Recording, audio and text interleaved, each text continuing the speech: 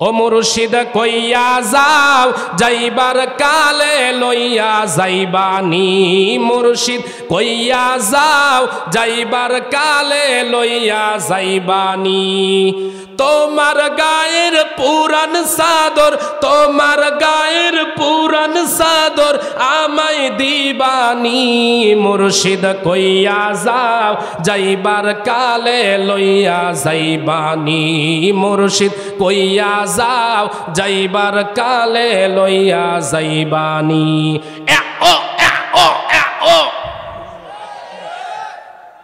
কে আমি কি মিথ্যা বলতেছি? মিথ্যা বললাম?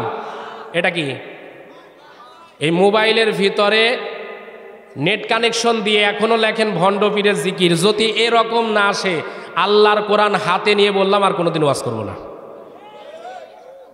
এ আছে না নাই? আজকে এই শয়তানেরা বাংলাদেশে সব করতেছে, কোনো বাধা নাই। এ কথা কন না কেন ভাই? ওরা শয়তানি করে, ভণ্ডামি করে, নারী পুরুষ একসাথে জিকির করে, কোনো অসুবিধা নাই। যত অসুবিধা আমরা যখন তাফসিরুল কোরআন মাহফিল করতে চাই। এ মুসলমানের সন্তানেরা, যে কথাটা বলতেছিলাম, এই পৃথিবীর জমিনে যদি সৎ কথা বলতে যান তাহলে বুঝে থাকলে বিপদ আছে না নাই? ওরে মমিন মুসলমানের সন্তান, আপনাদের খেদমতে বলি, তাহলে বুঝে থাকলে বলুন তো, যতই বিপদ আসুক না কেন আমরা কি সৎ কথা বলবো কি বলবো না? হক কথা বলা দরকার আছে না নাই? আজকে হকের যারা কথা বলে রে মুসলমান, ওই মানুষগুলোই কিন্তু বিপদে বন্দী। কিন্তু বিপদে যতই বন্দী হোক না কেন, একজন লোকান্তরে যাইতে পারে, হাজারো কোরআনের পাখির ছাত্র আজকে ময়দানে। এ মুসলমানের সন্তানেরা, একটু ধৈর্য নিয়ে কথাগুলো শুনতে হবে, হৃদয়ের কথাগুলো বলবো। যেহেতু আলোচনা কেবলমাত্র গোছানো হলো, এবার আপনাদের কাছে এক এক করে আমার হৃদয়ের খোরাকগুলো ডেলিভারি দিব। এর জন্য কিছু সময় ধৈর্য নিয়ে থাকতে হবে। আছেন তো ভাই? এখন বুঝে থাকলে বলুন তো, নামাজ পড়া ছাড়া কি আল্লাহর জান্নাতে যাওয়া যাবে? জোরে কোন যাবে? কিন্তু আমাদের সমাজে দেখবেন কিছু ভণ্ড আছে, নামাজ পড়ে না, রোজা করে না, দেখবেন তারপরে বলে আমার ইমান ঠিক আছে। এরকম থাপড়ানো লোক আছে না? কয় যে নামাজ পড়ি না তাতে কি হুজুর ইমান বড় শক্ত। ওরে শয়তান, তুই নামাজ পড়িস না, তোর ইমান কিসের? তুই তো শয়তানের টাটকা, শয়তানের পেতাত্তা।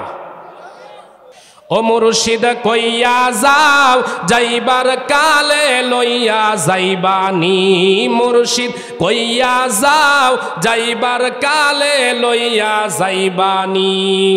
তোমার গায়ের পুরান সাদর, তোমার গায়ের পুরান সাদর আমায় দিবানি, মুর্শিদ কইয়া যাও যাইবার কালে লইয়া যাইবানি, মুর্শিদ কইয়া যাও যাইবার কালে লইয়া যাইবানি।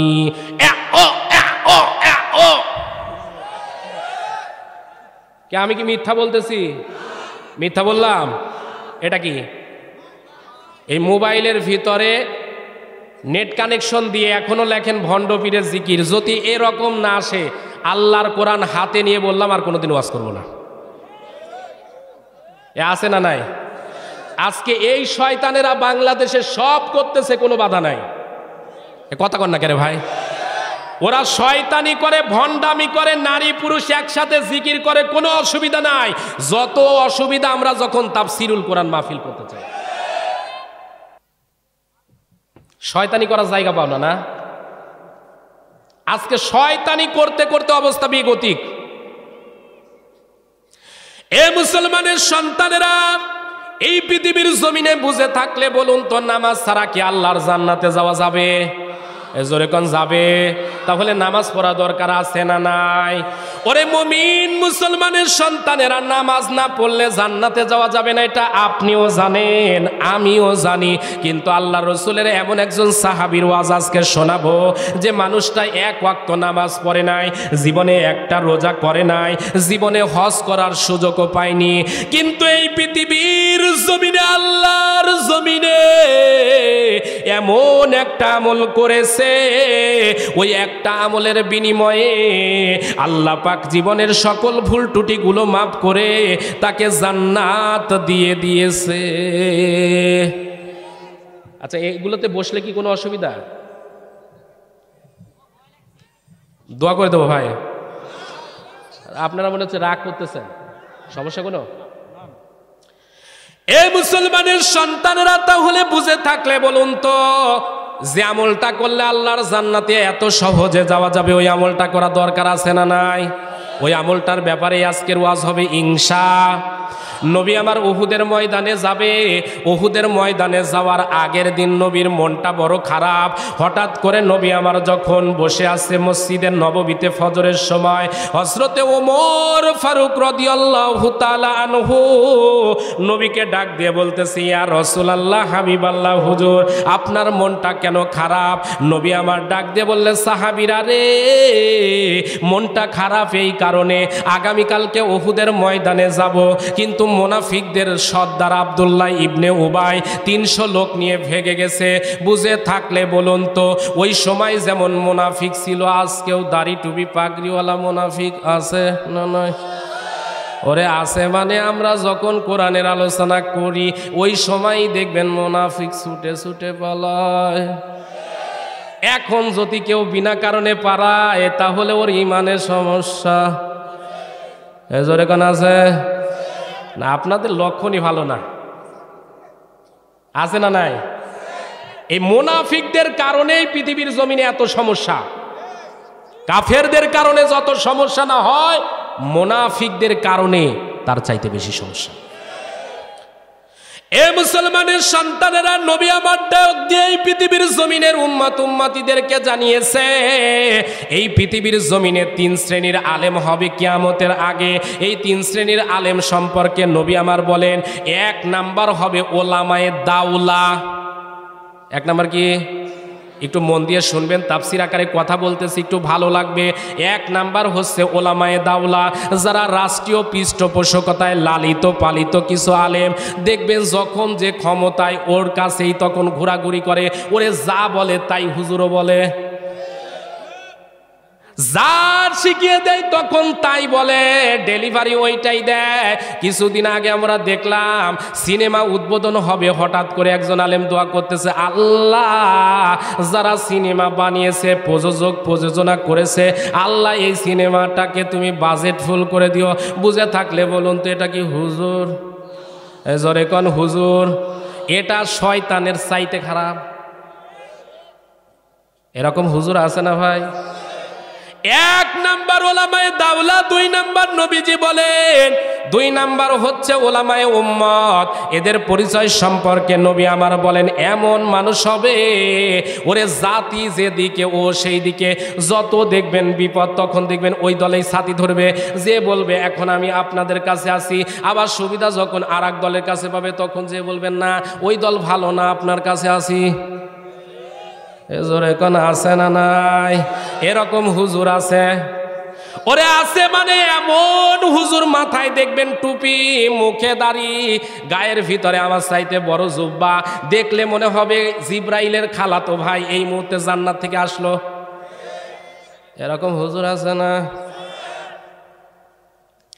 3 নাম্বার নবীজি বলেছেন ওলামায়ে মিল্লাত। এটা হবে হকপন্থী আলেম।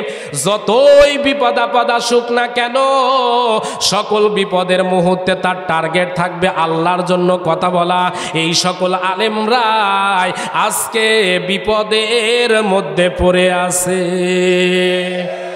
এ মুসলমানের সন্তানেরা, এই কথাগুলো বলার কারণে আজকে মিজানুর রহমান আল আসারি দেশ ছাড়া, কোরআনের হক কথা বলার কারণে আজকে মুফতি আমির হামজার মতো ভাই আজকে ভিতরে, কাজী ইব্রাহিমের মতো আল্লাহওয়ালা একজন নির্ভীর মানব, যিনি নরম সুরে কথা বলেছেন, কোনো গুণ গরম হয় নাই, ওই মানুষটাও আজকে ভিতরে। শুধুমাত্র একটা কথা, কোরআনের হক কথা তারা বলতো।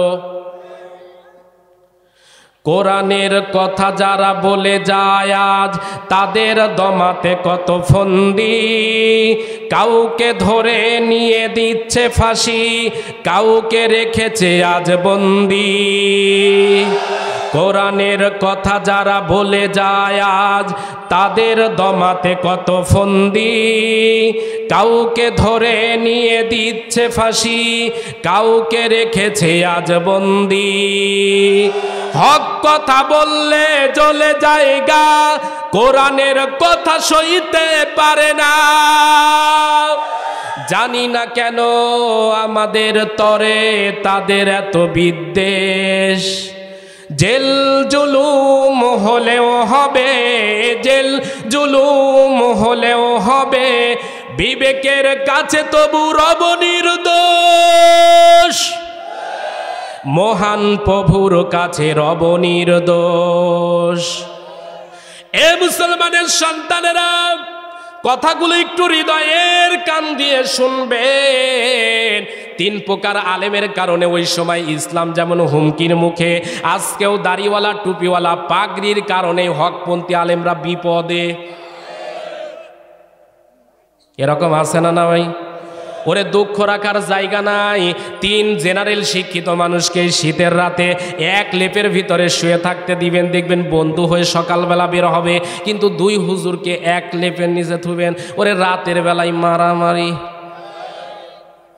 না আপনাদের এলাকায় ভালো? জি, মানে রাতের বেলায় চুলকানি শুরু হবে। তুই আলিয়া না কওমিয়া, তুই হানাফি না শাফি, তুই মালিকি না হাম্বলি, ওরে এই ফতোয়া নিয়েই মারামারি শুরু। এরকম চুলকা চুলকি হুজুর আছে না? এজোরে কোন আছে না? আমি বলি ভাই আর কত চুলকাবেন? চুলকানোর সময় নাই। আজকে কওমিয়ারা যেমন বিপদে, আলিয়াও ঠিক তেমনই বিপদে। আজকে আল্লামা মামুনুল হকের মতো ভালো মানুষ আজকে বন্দিয়া এই শয়তানদের কারণে। এ কথা কন না কেন ভাই?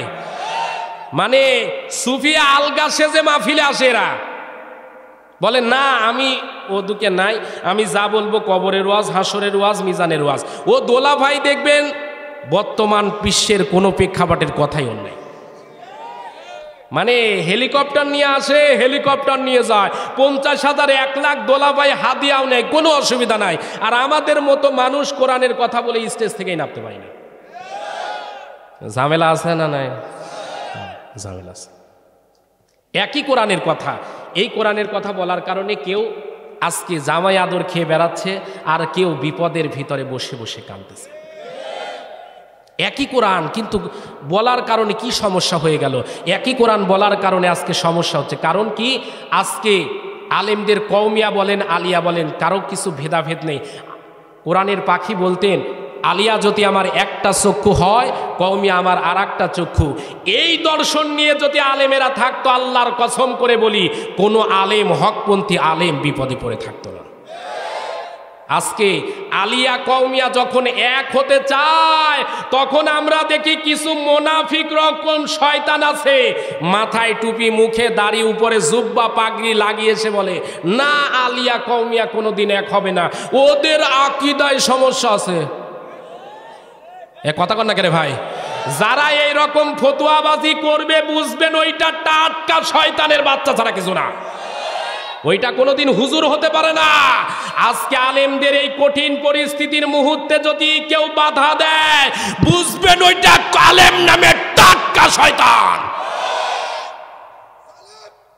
আজকে এই শয়তানদের কারণে সকল মহলের আলেমেরা বিপদে। আমি জানি আপনারা খুব রাগ করতেছেন, খুব মাইন্ড করতেছেন। পিছনের লোক আওয়াজ হচ্ছে না ভাই, আপনারা রাগ করতেছেন। একটু তাকবীর দেন তো, লিল্লাহে তাকবীর। হ্যাঁ বোঝা গেছে, পিছনের লোক শেষ।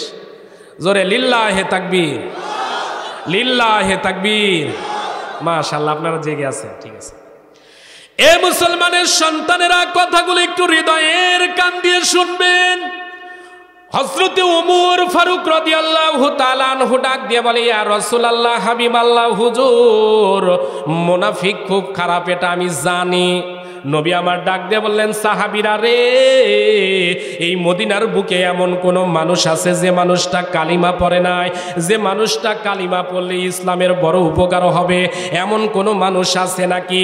এমন সময় নবীর সাহাবী হযরতে তালহা ডাক দিয়ে বলে, ইয়া রাসূলুল্লাহ, হাবিবাল্লাহ, হুজুর এই মদিনার বুকে এমন একজন মানুষ আছে যে মানুষটা কালিমা পড়লে ইসলামের বিজয় আল্লাহ পাক তার হাতে দিতে পারে, এমন একটা ক্ষমতাশীল ব্যক্তি আছে, নবী আমার বললেন তথ্য দাও, আমি এখনই যাব। তালহা রাদিয়াল্লাহু তাআলা আনহু ডাক দিয়ে বলে, নবী গো, ওই মানুষটার নাম হচ্ছে আমর ইবনে সাবেত। নাম কি?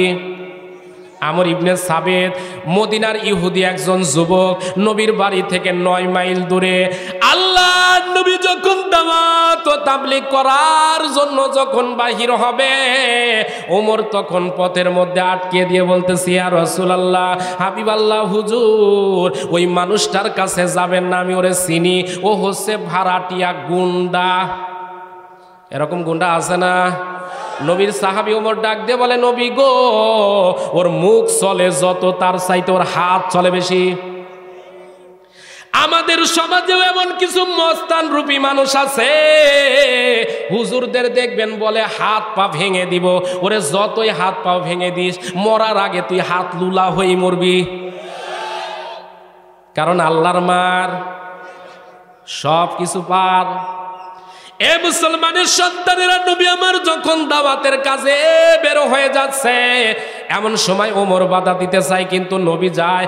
আল্লাহ পাক রব্বুল আলামিন বলেন, ইয়া আইয়ুহার রাসূলু বাল্লিগ মা উনসিলা ইলাইকা মির রাব্বিক ওয়া ইল্লাম তাফআল ফামা বাল্লাগতা রিসালাতাহু ওয়াল্লাহু ইয়াসিমুকা মিনান নাস। আল্লাহ রাব্বুল আলামিন পবিত্র কোরআনে কারিমা সূরা মাইদা 5 নাম্বার সূরা 6 নাম্বার পারার 67 নাম্বার আয়াতে কারিমা থেকে বলতেছি, আল্লাহ পাক রব্বুল আলামিন ডাক দিয়ে বলেন, হে রাসূল, আপনি তাবলীগ করুন মা উনসিলা ইলাইকা মির রাব্বিক, আপনার প্রতি যে কিতাব নাজিল করেছি ওই কিতাব থেকে তাবলীগ করুন। বুঝে থাকলে বলুন তো, আল্লাহর নবীর প্রতি যে কিতাব এসেছে ওই কিতাবের নাম কি? সবার বলতে হবে। মুসলমানের সন্তান যারা বলবেন তারা, এই কিতাবটার নাম কি? শাহাদত আঙ্গুলটা একটু হাত উঁচু করে বলেন তো, এই কিতাবের নাম কি? এই কিতাবের নাম কি ভাই? এ মুসলমানের সন্তানেরা, আল্লাহ পাক রব্বুল আলামিন ডাক দিয়ে বলেন, হে রাসূল, আপনি কোরআন থেকে তাবলীগ করুন। বুঝে থাকলে বলুন তো, মুসলমানের সন্তান বলে যারা দাবি করে, কোরআন থেকে তাবলীগ করা দরকার আছে না নাই? আজকে কোরআনের তাবলীগ করা কি সহজ? জোরে কোন সহজ? আজকে এই সমাজের বুকে আমরা দেখি মুরব্বীর তাবলীগ করা যায়, কোনো বাধা নাই। ওরে স্বামীর তাবলীগ করা যায়, কোনো সমস্যা নাই। ওরে দোলা ভাইয়ের তাবলীগ করা যায়, বাবার তাবলীগ করা যায়, কোনো ঝামেলা নাই। কিন্তু কোরআনে কারিমার তাবলীগ করলে সমস্যা আছে না নাই? ওরে আছে মানে নবীজি আমার এই কোরআনের তাবলীগ করার কারণে ডাইরেক্ট ইনডাইরেক্ট 83 বার টার্গেটে পড়া লাগছে। আজও যদি নবীর মতো কেউ কোরআনের তাবলীগ করে, ওই মানুষটা ডাইরেক্ট ইনডাইরেক্ট ঘরে ঘুমাতে পারে না। নবী আমার যখন তাবলীগ করার জন্য আমরের বাড়িতে চলে গেলেন, যাওয়ার পর নবী আমার দেখতেছে বাড়ির সামনে একজন বুড়িমা বসে আছে। বুড়িমাকে উদ্দেশ্য করে সালাম দিলেন, আসসালামু আলাইকুম ইয়া হালাল বাইতি। বুড়ি একবার, দুইবার, তিনবার সালাম দেয়, কিন্তু নবীর উত্তর দেয় না, বরং নাক সিটকা সিটকি করে বলতেছে, কে তুমি? নবী ভয় পাইলেন না, সরাসরি বললেন, আনা মুহাম্মাদুর রাসূলুল্লাহ সাল্লাল্লাহু আলাইহি ওয়াসাল্লাম। নবী আমার ডাক দিয়ে বলে, বুড়িমা, আমি নবী মুহাম্মাদুর রাসূলুল্লাহ আপনার বাড়িতে এসেছি কালিমার দাওয়াত দেওয়ার জন্য। আপনার সন্তানকে একটু কালিমা পড়ে মুসলমান বানাতে চায়। বুড়িমা ডাক দিয়ে বলে, বাজান, যা বলেছো বলেছো, আর বলো না। আমার সন্তানকে চিনো না, আমার সন্তান ঘুমাই আছে, এই মুহূর্তে তুমি বাড়ি চলে যাও। আর যদি বাড়ি ফিরতে না চাও, কিছু সময় থাকো, ওরে ঘাড় থাকবে কিন্তু মাগার কাল্লা থাকবে না। এরকম ডাকাত আছে না নাই? এ জোরে কোন এরকম ডাকাত আছে না? নবী মুহাম্মদুর রাসূলুল্লাহ ডাক দিয়ে বললে, মা গো, যতই ভয় দেখাও না কেন আমি যাব না, কালিমার দাওয়াত দিতেই এসেছি। বুড়িমা এক সময় ডাক দিয়ে বলে, বাজান তুমি কি সেই মুহাম্মদ যার কারণে আমাদের মদিনার নগরী এসে যুদ্ধ হচ্ছে? তুমি কি সেই মুহাম্মদ? নবী আবার দুই চোখের পানি ফেলে দিয়ে কান্দে আর ডাক দিয়ে বলে, মা গো, আমি সন্ত্রাসী করতে আসি নাই, জঙ্গি পড়া করতে আসি নাই। আমি চাই এই পৃথিবীর জমিনে কালিমার বিধান প্রতিষ্ঠার জন্য। আজও পৃথিবীর জমিনে বুঝে থাকলে বলুন তো, যারা কালিমা প্রতিষ্ঠার কাজ করে এদের জুলুম নির্যাতন আছে না নাই? এজোরে কোন আছে না নাই? ওরে আছে মানে গতকালকে আমরা দেখলাম একজন মহিলা নেত্রীকে ধরে নিয়ে যাচ্ছে, তার সাথে একটা তার ছেলেকেও ধরে নিয়ে যাচ্ছে। মহিলা নেত্রী চিল্লায় বলতেছে, বাপ আমাকে তোরা নিয়ে যা, কোনো অসুবিধা নাই, কিন্তু আমার ছেলের আগামীকালকে পরীক্ষা আছে, অন্তত তোর লাইফটা নষ্ট করিস না,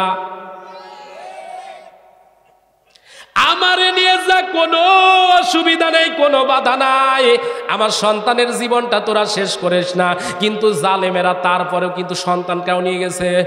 সন্তানেরা বুঝে থাকলে বলুন তো বিপদ আছে না নাই? এ জোরে বলুন আছে না নাই? নবী আমার ডাক দিয়ে বলেন, মাগো, কালিমার জন্য কথা বলি, কারো পক্ষে বিপক্ষে বলি না। ইন্নাদ-দীনা ইনদাল্লাহিল ইসলাম। আল্লাহ রাব্বুল আলামিন ডাক দিয়ে বলেন, কেবলমাত্র শুধুমাত্র একমাত্র আমার কাছে মনোনীত জীবন বিধানের নাম ইসলাম।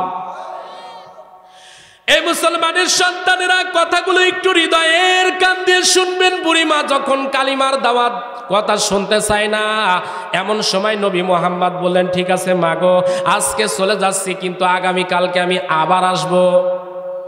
বুড়িমার বাড়ি থেকে যখন নবী মুহাম্মদুর রাসূলুল্লাহ বের হয়ে চলে যাচ্ছে, এমন সময় হঠাৎ করে আমর ইবনে সাবেদের ঘুম ভেঙে যায়। ঘুম থেকে ওঠার পর মার কাছে এসে ডাক দিয়ে বলে, মা গো, আজকে কোন মানুষটা বাড়িতে এসেছিল? ও মা, তুমি এত সুন্দর আতর কোন জায়গা থেকে কিনলা রে মা? এত সুন্দর দামি আতর তো কোনোদিন দেখি নাই। ও মা, সারা জীবন ভাত পাই না, সারা জীবন ভালো খানা পাই না রে মা, আজকে এত দামি আতর কোন জায়গা থেকে সংগ্রহ করেছো? মা দুঃখিনী এতক্ষণ পর্যন্ত নবীর বিরোধী যদিও ছিল, মুহূর্তের ভিতরে মায়ের কলিজার ভিতরে কে যেন মায়া ঢুকায়া দিচ্ছে। মা দুঃখিনী ডাক দিয়ে বলে, বাজান, এ বাজান, কার কথা বলবো রে বাজান? আমাদের বাড়িতে একজন মহান চরিত্রের মানুষ এসেছিল। ওই মানুষটা আসার পর থেকে দেখতেছি বাড়িটা মেশকো আম্বরের মতো সুঘ্রাণে ভরে গেছে। এত দামি আতর লাগে কোনোদিন এত সুঘ্রাণ পাওয়া যাবে না রে বাজান। ওই মানুষটা আসার কারণে যে সুঘ্রাণ পেয়েছি বাবা। আমর ইবনে সাবেদ যদিও জালেম, ওই মুহূর্তে ডাক দিয়ে বলে, মা কোন মানুষ এসেছিল একটু তথ্য দাও, আমি ওই মানুষটার কাছে যাব, তার কাছে ভিড়ব। মা দুঃখিনী ডাক দিয়ে বলে, বাজান, আমি তো তোরে চিনি, তোরে যদি তথ্য দেই না জানি তুই তার কোনো ক্ষতি করে ফেলতে পারিস। কারণ পৃথিবীর জমিনের সন্তান ভালো না খারাপ কেউ যদি না জানে, এটা কিন্তু মা জানে। এজোরে কোন মা জানে কি জানে না? কেউ যদি না জানে সন্তান ভালো না খারাপ, এটা কিন্তু মা ভালো বোঝে। বিবাহ করার আগ পর্যন্ত সন্তান কিছু মা ছাড়া বোঝে না, শুধু মা মা মা। আর বিয়ে করার পর মা নাই, এখন শুধু বলে ও আমার সোনা, আর বলে আম্মা আপনারে ছাড়া বাঁচবো না। এ কথা কন না কে রে ভাই? মানে বিবাহের আগ পর্যন্ত মা ভক্ত ছেলে, বিবাহের পর মার সম্পর্ক ডিসকানেক্ট। এবার সব শাশুড়ি, এই যেগুলো বউ দেখে ভয় পায় এবার কথা বলবে না। আমি বুঝি তো ভাই। বলতেছে হুজুর আমি একটু জোরে কথা বলি, এতক্ষণ যা হলো ঠিক আছে, এবার সকালে যদি একটু জোরে কথা বলি মাগার সকালবেলা নাস্তা একটাও কপালে জুটবে না। এই জন্য বলি মা বোনদের আলোচনা করা দরকার, যেহেতু ঘুরে ফিরে ওরাই আমাদের দেশে বারবার সরকার। এতদিন বলেছে ওরা, এতদিন বলতেছিল এতদিন ছিলাম টিউব, এখন হব টায়ার, পুরুষকে করব ফায়ার। ওরে আমাদের সাথে লাগানো আছে যথেষ্ট টাওয়ার, সাথে লাগানো আছে এনজিও বসদের টাওয়ার। এ কথা কন না কেন ভাই? মা বোনদের এই পাওয়ারের কারণে আজকে স্বামীর দামই দিতে পারে না। আল্লাহ রাব্বুল আলামিন বলেন, ওয়াকরনা ফি বুয়ুতিকুন্না ওয়ালা তাবাররুজনা তাবাররুজাল জাহিলিয়াতিল উলা।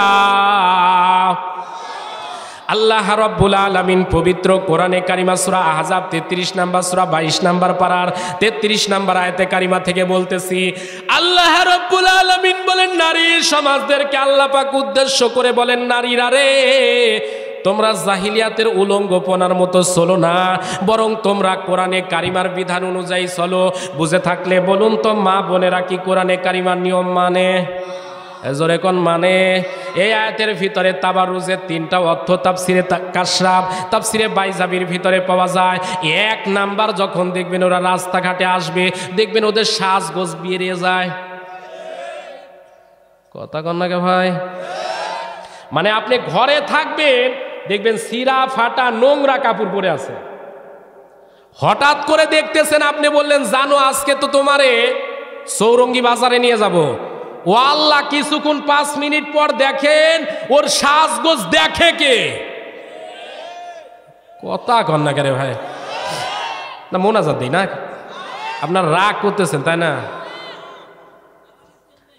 আমি তো আগেই বলেছি, আমার সাথে কথা বললে ওয়াজ বের হতেই থাকবে ইনশাল্লাহ। আরে আমি থামার বক্তা না তোরে ভাই। আমার ইউটিউবে ওয়াজে দেখেন মাওলানা কামরুল হাসান জিহাদি, শুনতেছেন? ইউটিউবের ভিতরে ঢুকে ওয়াজ মিডিয়া বগুড়া অথবা কামরুল হাসান জিহাদি দিয়ে সার্চ দিবেন, দেখবেন যা আলোচনা আছে সব এরকম কুপানি আলোচনায়, ওই ঠান্ডা আলোচনাই নাই। ওরে এতে যদি বাঁচি বাঁচবো, না হলে ইনশাল্লাহ জায়গা মতো চলে যাব। অন্য জায়গায় আছে কিনা গিলে পরে বুঝতে পারবেন ইনশাল্লাহ।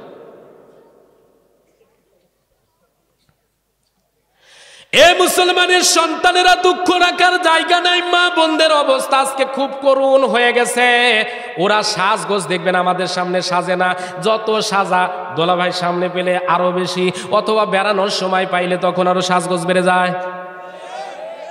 মানে ওদের আচরণ, ওরা হচ্ছে, আমরা হচ্ছে রাজমিস্ত্রি, আর ওরা সব জোগালির মতো ভূমিকা নিচ্ছে। অবস্থা তাই না? মানে কারণও আছে। আপনি বাড়িতে গিয়ে বলবেন, রহিমার মা 1 গ্লাস পানি দাও, বলে তোমার মাথা খারাপ, যে সিরিয়াল চলতেছে যদি চলে যায়, আগামীকালকে কাজা আদায় করা লাগবে, তার কি আছে? তুমি এখানে 1 গ্লাস পানি নিজে খাও, আমারও 1 গ্লাস ঢেলে দাও। এরকম আছে না নাই? কার কার বউ আছে একটু হাত তোলেন তো দেখি। হ্যাঁ, 2-1টা উঠছে।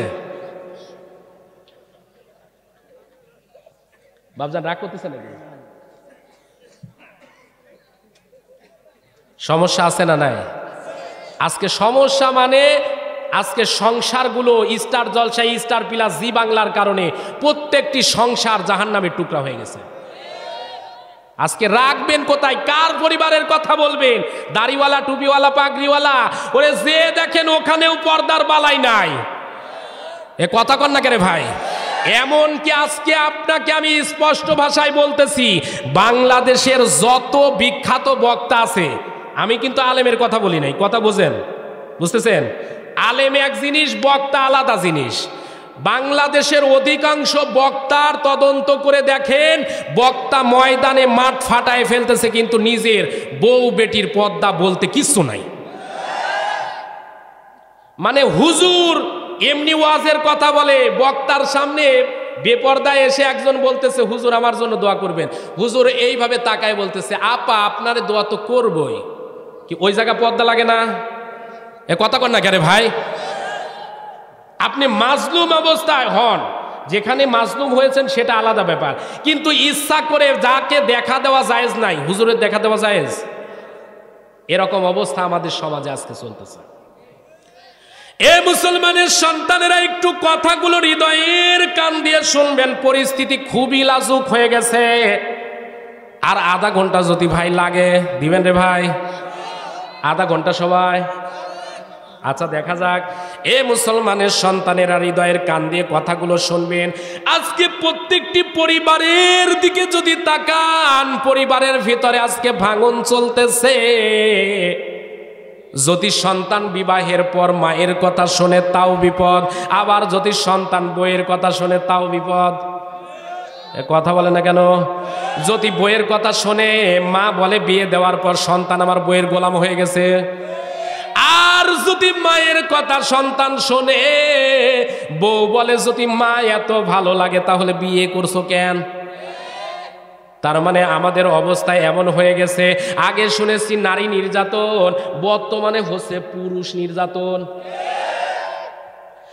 স্টার জলসা জি সিনেমায়, স্টার জলসা জি সিনেমায় জ্বলছে বাংলাদেশ। হিন্দি সিরিয়ালে আমার দেশটা হইল শেষ। স্টার জলসা জি সিনেমায়, স্টার জলসা জি সিনেমায় জ্বলছে বাংলাদেশ। হিন্দি সিরিয়ালে আমার দেশটা হইল শেষ। পরিবারের অশান্তি আজ যাহার কল্যাণে, ওসব নাকি দাদার দেশের, তাও তো সবাই জানে। বন্ধ করলে ও সব চ্যানেল, বন্ধ করলে ও সব চ্যানেল, খেপে দাদা বেশ। হিন্দি সিরিয়ালে আমার দেশটা হইল শেষ।